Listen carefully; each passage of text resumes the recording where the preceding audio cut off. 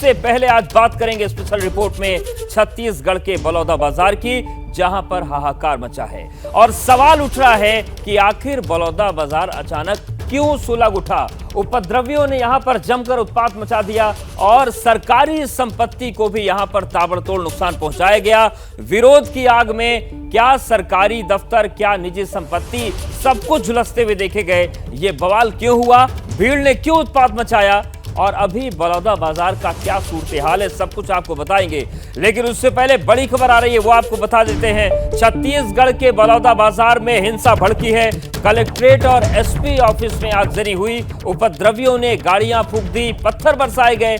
Police और प्रदर्शनकारियों में भिड़ंत हुई है। झड़प में 15 से 20 पुलिसकर्मी घायल हुए हैं। ये तस्वीरें हम आपको दिखा रहे हैं। ये तस्वीर है बलौदा बाजार की जिला कलेक्ट्रेट की, जो कलेक्ट्रेट है, कलेक्टर ऑफिस और एसपी ऑफिस यहां पर साथ ही में है और बड़ी संख्या में यहां पर भीड़ पहुंच गई।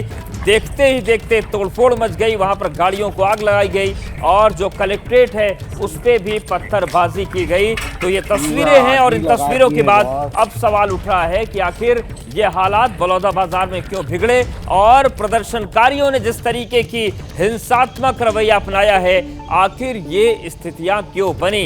क्या इंटेलिजेंस फेल हुआ या फिर कोई और वजह थी। छत्तीसगढ़ के बलौदा बाजार की तस्वीरें हम आपको दिखा रहे हैं, जहां पर सतनामी समाज का जो धार्मिक प्रतीक है उस पर तोड़फोड़ का मामला सामने आया था और सतनामी समाज लगातार इस बात की नाराजगी जाहिर कर रहा था कि जिला पुलिस की तरफ से उचित कार्रवाई नहीं की जा रही है। उच्च स्तरीय जांच की मांग सतनामी समाज की तरफ से की गई थी और जैसे जैसे इस पूरे मामले में देरी होती चली गई, लोगों का गुस्सा जो था वो बढ़ता चला गया और कल शाम 5 बजे के आसपास ये उपद्रव देखने को मिला, जिसके बाद कई सवाल उठ रहे हैं। और इस बीच एक और बड़ी खबर है, हिंसा के बाद जिले में धारा 144 लागू कर दी गई है। आसपास के जिलों से भी फोर्स को बुलाया गया है।